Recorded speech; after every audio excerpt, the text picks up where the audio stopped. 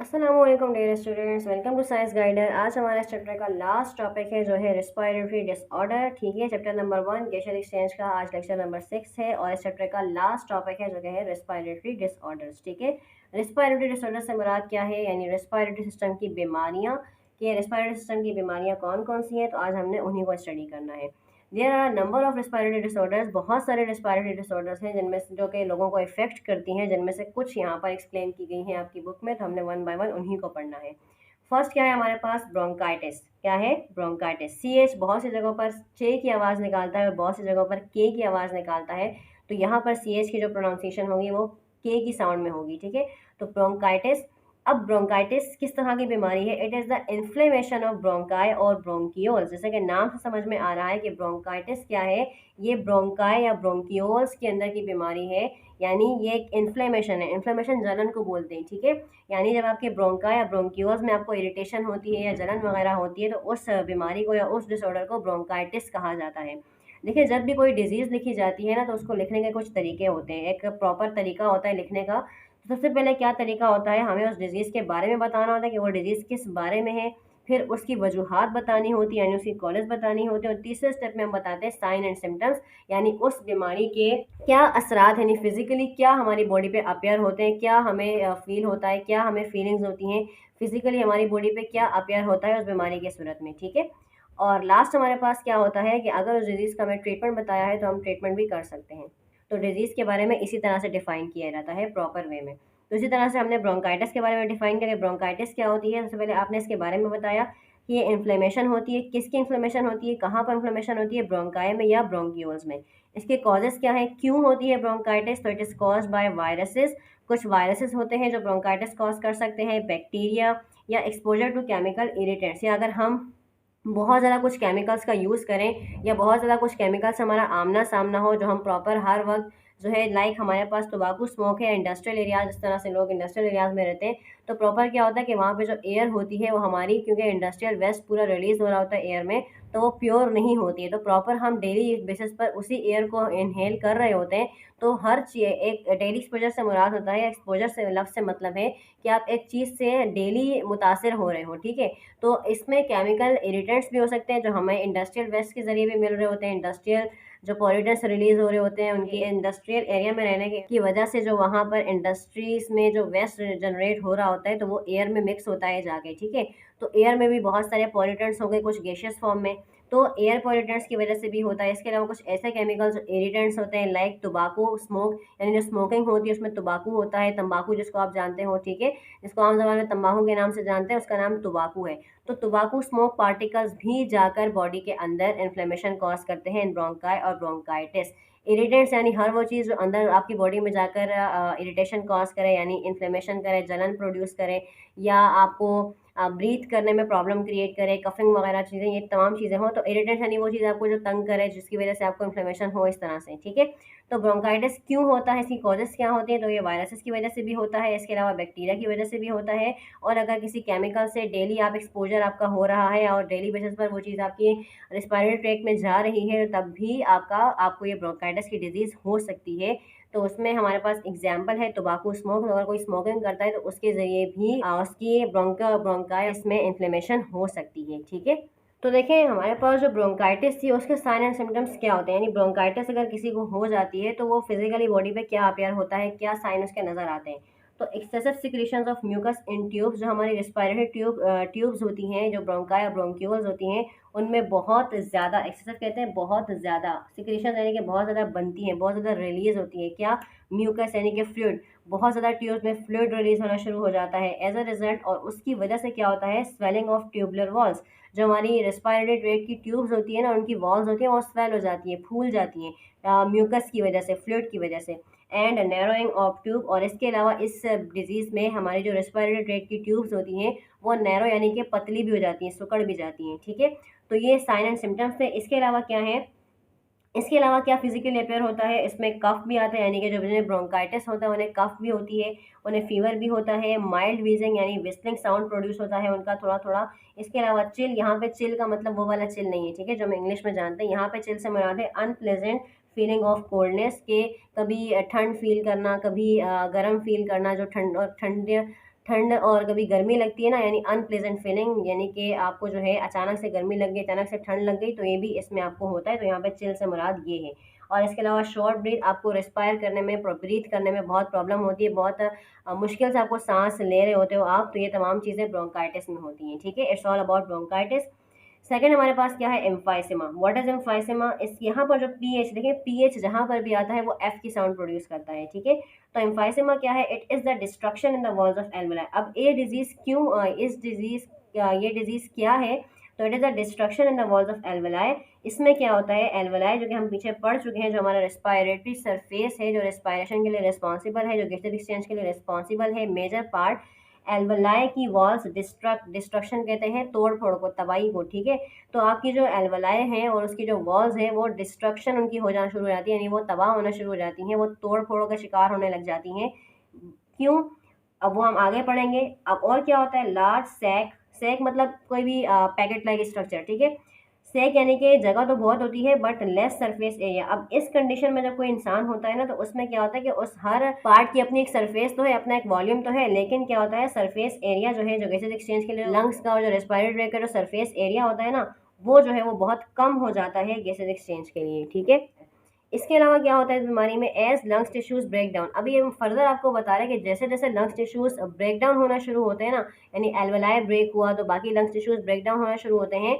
The lungs do not come to its original position. तो lungs जो है वो दोबारा अपनी ओरिजिनल पोजीशन में नहीं आते जब हम एक्सपायरेशन कर रहे होते हैं। ठीक है, यानी जब आप एक्सपेल आउट कर रहे होते हो, तो जब आप एक्सपेल आउट कर रहे होते हो ना, ब्रीथ आउट कर रहे होते हो, तो उस दौरान क्या होता है, क्योंकि आपके लंग्स के टिश्यूज ब्रेक हो रहे होते हैं, डिस्ट्रॉय हो रहे होते हैं, तो फिर आप प्रॉपर जो हमारे लंग्स हैं वो प्रॉपर हमारी ओरिजिनल पोजीशन में वापस नहीं आ पाते।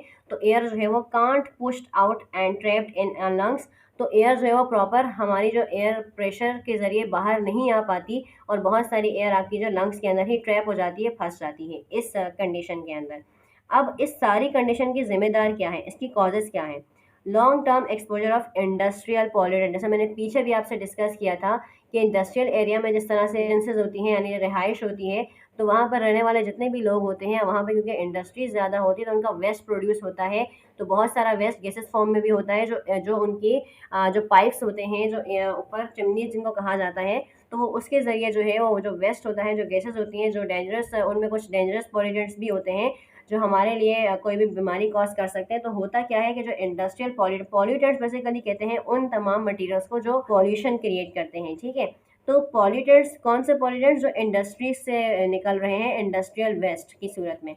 तो जो इंडस्ट्रियल वेस्ट है, अगर उससे उससे लॉन्ग टाइम एक्सपोजर हो, यानी डेली बेसिस पे हम उससे हमारा उससे एक्सपोजर हो रहा है, यानी डेली बेसिस पे आप उसी एयर में इनहेलिंग और एक्सहेलिंग कर रहे हो, और उसी एयर में आप मुसलसल रह रहे हो, तो उसकी वजह से क्या होता है कि डेली बेसिस पे वो चीज़ आपकी बॉडी में जाती जा रही है, और वो पॉल्यूटेंट्स अंदर जाकर आपके लिए, आपकी जो लंग्स हैं, आपके जो एल्वलाई हैं, उसकी डिस्ट्रक्शन के लिए रिस्पॉन्सिबल हो रहे हैं। ठीक है, तो पॉल्यूटेंट्स क्या होते हैं? वो एजेंट्स होते हैं, वो मटीरियल्स होते हैं जो पॉल्यूशन के लिए रिस्पॉन्सिबल हो, जो पॉल्यूशन कॉज करते हैं। अब इस बीमारी में क्या साइन और सिम्टम्स अपेयर होते हैं आपकी बॉडी के ऊपर? तो ये हमारे पास क्या होते हैं, शॉर्टनेस ऑफ ब्रीथ। इस बीमारी में भी हमें सांस लेने में बहुत प्रॉब्लम होती है, बहुत कम रुक रुक के सांस आ रहा होता है। इसके अलावा इसमें भी कफ होती है, बट कफ किस साथ होती है? With phlegm production. यानी इस बीमारी में क्योंकि म्यूकस बहुत ज़्यादा रिलीज होता है उस वाली में, तो यहाँ पे क्या होता है कि कफ साथ साथ होती है, लेकिन साथ साथ फ्लेगम की प्रोडक्शन भी होती है, यानी बलगम भी रिलीज हो रहा होता है कुछ कुछ। ठीक है, तो ये आपके पास था एम्फाइसेमा के बारे में। थर्ड हमारे पास डिजीज यहीं पर लिखी हुई है, जो कि है नमूनिया। नमूनिया को आप सब जानते हो, नमूनिया की स्पेलिंग ये होती है, पी साइलेंट होता है। ठीक है, नमूनिया। नमूनिया क्या है? It is an infection in lungs. Lungs में इन्फेक्शन हो जाता है इस बीमारी में। ठीक है, नमूनिया में क्या होता है? आपके लंग्स में इन्फेक्शन होता है, और अगर आपके दोनों लंग्स में इन्फेक्शन हो जाए तो ये डबल नमूनिया कहलाता है। ठीक है, अब नमूनिया होने के लिए भी वजूहात क्या होती है, इसकी कॉजेज़ क्या क्या होती है? Caused by special bacteria. ये एक खास किस्म के बैक्टीरिया की वजह से होता है, जिसका नाम होता है स्ट्रेप्टोकोकस नमूनिया। ठीक है, स्ट्रेप्टोकोकस नमूनिया। तो स्ट्रेप्टोकोकस जो बैक्टीरिया होता है वो आपका वो स्पेशल बैक्टीरिया जो नमूनिया कॉज करने के लिए रिस्पॉन्सिबल होता है। इसके अलावा कुछ वायरसेस भी होते हैं और फंगस भी होते हैं जो नमूनिया कॉज करते हैं। ठीक है, अब नमूनिया में साइन एंड सिम्टम्स क्या बॉडी पे अपेयर होते हैं? तो इसमें क्या सिम्टम्स होते हैं? Alveoli affected, so filled with fluid और पस। क्योंकि ये लंग्स में इन्फेक्शन है, तो लंग्स में इन्फेक्शन का मतलब है आपके एल्वेलाई में भी इन्फेक्शन हो सकता है। तो इसमें क्या होता है कि आपके एल्वेलाई इफेक्ट होते हैं, तो जब एल्वेलाई इफेक्ट होते हैं तो आपके जो एल्वलाई हैं वो फिल्ड हो जाते हैं फ्लूइड से या फिर पस से। पस क्या है, जो पीप और ब्लड का जो मिक्सचर होता है, जो इस तरह के मटेरियल होता है, वो पस कहलाता है। ठीक है, तो एल्वलाई क्योंकि इफेक्ट होते हैं नमूनिया के अंदर, तो आपका जो एल्वलाई है उसकी जो उसका जो पूरा एरिया है वो फिल्ड हो जाता है फ्लूइड के साथ और पस के साथ। और इसके अलावा क्या साइन साइन होते हैं इसके, फीवर होता है, कफ होती है, चिल, वही वही चिल का वही मतलब है जो मैंने पीछे आपको एक्सप्लेन किया एम्फाइसेमा में, और चेस्ट पेन। इसके अलावा चेस्ट पेन भी होता है नमूनिया में। ठीक है, अब एस्थमा के बारे में क्या है, इसको एस्थमा पढ़ा जाता है, जिसको उर्दू में आप दमा की बीमारी के नाम से भी जानते हो। ठीक है, दमा जिसको बोलते हैं ना, वो दमा जो है, दमे की बीमारी एस्थमा कहलाती है। It is a form of allergy. अच्छा, दमे की बीमारी जो है वो इसका जो बेसिक रीज़न है होने का वो है एलर्जी। ठीक है, तो ये एलर्जी की वजह से होता है ये मसला, ये बीमारी जो है वो एलर्जी की वजह से होती है। कोई भी एलर्जन पार्टिकल्स जो होते हैं, हर वो पार्टिकल जो एलर्जी कॉज करने के लिए रिस्पॉन्सिबल हो, वो एलर्जेंस कहलाता है। ठीक है, तो एस्थमा एक एलर्जिक रिस्पॉन्स होता है in which there is inflammation of bronchi. इसमें भी ब्रोंकाई में इन्फ्लेमेशन होती है विद मोर म्यूकस प्रोडक्शन, और इसमें और ज़्यादा म्यूकस की प्रोडक्शन होती है एंड नॉर्विंग एयरवेज। और इसके अलावा जो आपके एयरवेज है, जो एयर पैसेज वेज है, वो भी तंग होना शुरू हो जाते हैं, सिकुड़ना शुरू हो जाते हैं। ठीक है, अब इसके कॉजेज क्या है, जिस तरह से हमने ऊपर बताया कि ये क्या है, एलर्जेंस। जितनी भी तमाम वो चीज़ें जो एलर्जी कॉज करती हैं वो एलर्जेंस कहलाते हैं। ठीक है, तो इसके लिए कॉजेज क्या है, एलर्जेंस हैं। इसके अलावा उनमें एलर्जेंस में पॉलन ग्रेन्स भी आते हैं। ठीक है, डस्ट पार्टिकल्स हो गए, स्मोक हो गई, फर, ठीक है, वो जो बुर वगैरह होती है। इसके अलावा फेदर जो पर होते हैं परिंदों के, वो सब। तो ये तमाम वो पार्टिकल्स हैं, तमाम वो एजेंट्स हैं जो रिस्पॉन्सिबल हैं एस्थमा के लिए। इसके अलावा अब ये तमाम चीज़ें करती क्या हैं, it obstruct the Airways. Obstruct कहते हैं ब्लॉक करने को। ठीक है, तो ये आपके जो एयर पैसेज वेज होते हैं ना, उनको ब्लॉक कर देते हैं ये पार्टिकल्स जाके एस्थमा के केस में। अब इसके साइन एंड सिम्टम्स क्या होते हैं, इसके साइन एंड सिम्टम्स में भी वही है कि भाई आपकी ब्रीथनेस की शॉर्टनेस हो जाती है, आप ब्रीथ प्रॉपर नहीं ले पाते हो, ब्रीथ शॉर्टनेस हो जाती है ब्रीथिंग की, ब्रीथ की। चेस्ट पेन होता है, इसमें भी आपको वीजिंग होती है, और इसके वीजिंग साउंड होता है, ठीक है, आपके साउंड ख़राब हो जाता है, बहुत स्लो हो जाता है। इसके अलावा इसमें भी आपको कफ की शिकायत होती है। ठीक है, तो ये था आपके पास एस्थमा के बारे में। लास्ट हमारे पास क्या है, लंग कैंसर। इस चैप्टर का ये आज का लास्ट टॉपिक है। ठीक है, ये पूरा हमारा जो टॉपिक था रेस्पिरेटरी डिसऑर्डर, ये इस चैप्टर का फर्स्ट चैप्टर गैस्ट्रिक एक्सचेंज का लास्ट टॉपिक था, और ये हमारी लास्ट रेस्पिरेटरी डिसऑर्डर है लंग कैंसर। लंग कैंसर जैसे कि नाम से पता चल रहा है, यानी ऐसी बीमारी जो लंग्स में कैंसर कॉज करती है। ठीक है, is a disease of uncontrolled cell division. अब ये कैंसर की वजूहत क्या होती हैं, तो कैंसर उस वक्त क्रिएट होता है, उस वक्त होता है जब बॉडी के अंदर सेल्स की डिवीजन कंट्रोल से बाहर हो जाती है, और कंटिन्यूएशन में अनकंट्रोल्ड सेल डिवीजन चलती रहती है, और वह कहीं पर एक जगह पे जाके एक्यूमुलेट अगर हो जाए ना, तो उसको ट्यूमर कहा जाता है। जहाँ पर अगर कहीं एक जगह पर अनकंट्रोल्ड सेल डिवीजन जो होती है, इरेगुलर मैनर में एबनॉर्मल सेल डिवीजन जिसको बोला जाता है, तो वही बेसिकली ट्यूमर के लिए रिस्पॉन्सिबल होते हैं। ठीक है, और कैंसर उसे कहते हैं कि जब वही तमाम एबनॉर्मल सेल्स आपके ब्लड में स्प्रेड हो जाए तो वो कैंसर कॉज करते हैं। तो लंग कैंसर में क्या होता है, अगर यही अनकंट्रोल्ड सेल डिवीजन आपकी टिश्यूज ऑफ लंग्स में होती है, तो जैसे कि मैंने आपको बताया कि अगर uncontrolled cell division abnormal growth of cell आपकी किसी एक मखसूस एरिया में होती है, तो वो जो उनकी एक्यूमुलेशन हो जाती है ना, फिर उसको ट्यूमर कहा जाता है। लेकिन अगर वही चीज़ आपकी ब्लड में स्प्रेड हो जाए तो फिर वो कैंसर कहलाता है, और वो हर जगह पर स्प्रेड हो जाते हैं। फिर आपको पता है कि blood is a fluid connective tissue, तो फिर ब्लड के जरिए हर चीज़ पूरी बॉडी में सर्कुलेट हो जाती है। इट ऑल्सो इन्वेट, अच्छा इन्वेट कहते हैं अंदर लेना किसी भी चीज़ को। It also InvIT adjacent tissues beyond the lungs. अब जो लंग्स के पीछे भी जो सेल्स होते हैं, उसके बराबर में भी जो सेल्स होते हैं ना, ट्यूमर की वजह से या इस डिजीज़ की वजह से वो भी इनसाइड आना शुरू हो जाते हैं लंग्स में। अब लंग कैंसर की वजूहत क्या है, देखिए सबसे जो मेन रीज़न है ना लंग कैंसर का, वो है स्मोकिंग। ठीक है, स्मोकिंग यानी सिगरेट स्मोकिंग। ठीक है, तो तंबाकू वाली स्मोकिंग सबसे ज़्यादा जो है वो स्मोकिंग, वो फैक्टर है जो रिस्पॉन्सिबल होता है लंग कैंसर के लिए, लंग की डिस्ट्रक्शन करने के लिए। या और सेकंड चीज़ पे नंबर पे आती है एयर पोल्यूशन। ठीक है, अब स्मोकिंग की बहुत सारी वजूहात हैं। स्मोकिंग बहुत डेंजरस है हेल्थ के लिए। पहले हम साइन एंड सिम्टम्स पढ़ते हैं, फिर हम स्मोकिंग पर आते हैं। अब लंग कैंसर में क्या साइन एंड सिम्टम्स होते हैं, कफ विद ब्लड, कफ होती है लेकिन साथ साथ ब्लड भी आ रहा होता है। ठीक है, शॉर्टनेस ऑफ ब्रीथ, इसमें भी ब्रीथ शॉर्ट हो जाती है। वेट लॉस होता है लंग कैंसर में, रिपीटेड लंग इन्फेक्शन, और बार बार लंग्स इन्फेक्शन होता है। बोन एक, हड्डियों में दर्द होता है, वीकनेस होती है, फटीग, थके हुए रहते हैं हर वक्त, हॉर्सनेस। इसके अलावा जो है वो नॉइसी साउंड होता है। तो देखिए लंग कैंसर का सबसे मेजर फैक्टर क्या है, स्मोकिंग। स्मोकिंग जो है वो बहुत ज़्यादा, जो सिगरेट स्मोकिंग है यानी टोबाकू स्मोकिंग, वो बहुत ज़्यादा लीथल है यानी जानलेवा है आपकी बॉडी के लिए। स्मोकिंग में क्या होता है कि जो आपके लंग्स होते हैं ना, जिस तरह से अगर हम नॉर्मल इंसान के लंग्स देखते हैं ना, वो बिल्कुल लाल हुए हुए होते हैं ब्लड की वजह से, ब्लड के सर्कुलेशन की वजह से रेडिश ब्राउन होते हैं। लेकिन जो स्मोकर्स के लंग्स होते हैं ना, अगर आप यहाँ पे डायग्राम में भी साथ साथ देख लो कि स्मोकिंग के जो लंग्स होते हैं वो एक्यूमुलेशन होती है, ठीक है। जो स्मोक पार्टिकल्स होते हैं ना, वो अंदर आके आपकी बॉडी में एक्यूमुलेट होते हैं, आपके लंग्स के अंदर आपके रेस्पिरेटरी ट्रैक्ट के जरिए जाते हैं, तो वो आपकी गैसेस एक्सचेंज को डिफिकल्ट बना देते हैं।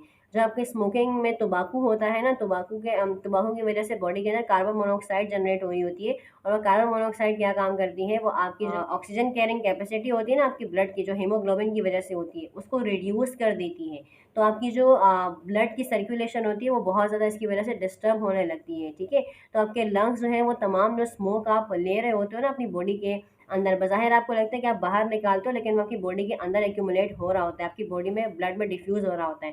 तो आपके लंग्स के अंदर एक टाइम ऐसा आता है कि वो तमाम जो स्मोक होता है वो आपके लंग्स में भर जाता है। आपके लंग्स बजाय रेड नज़र आने के वो काले स्याह नज़र आते हैं, क्योंकि जो स्मोकिंग एजेंट है यानी जो तंबाकू है उसके अंदर 4000 से ज़्यादा ऐसे केमिकल्स हैं, अदर केमिकल्स हैं, जो आपके रेस्पिरेटरी ट्रैक्ट को डिस्ट्रॉय करने के अलावा अदर बॉडी पार्ट्स को भी डैमेज करते हैं, ठीक है।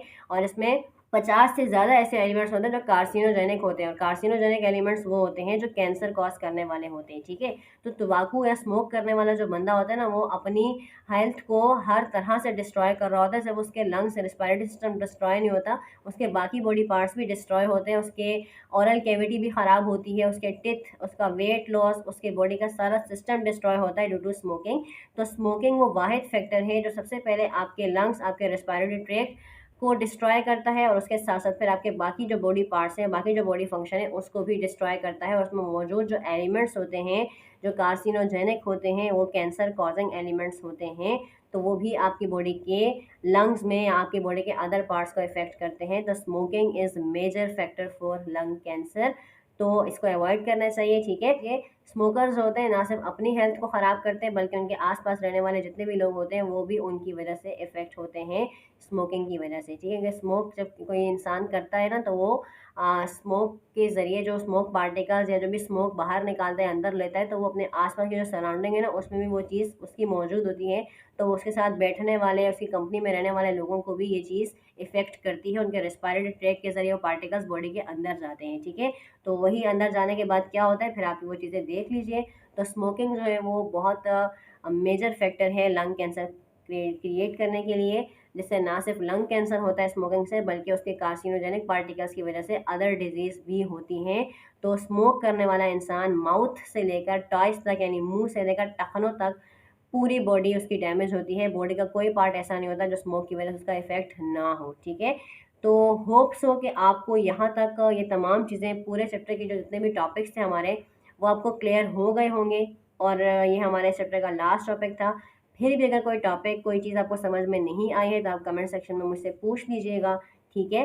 नेक्स्ट क्लास में इंशाल्लाह हम अपना न्यू चैप्टर स्टार्ट करेंगे जो चैप्टर नंबर 2 होगा। तो वीडियो पसंद आई है तो वीडियो को लाइक करें, शेयर करें और चैनल को सब्सक्राइब कर दें। अपना बहुत सारा ख्याल रखिएगा। अल्लाह हाफ़िज़ नासिर।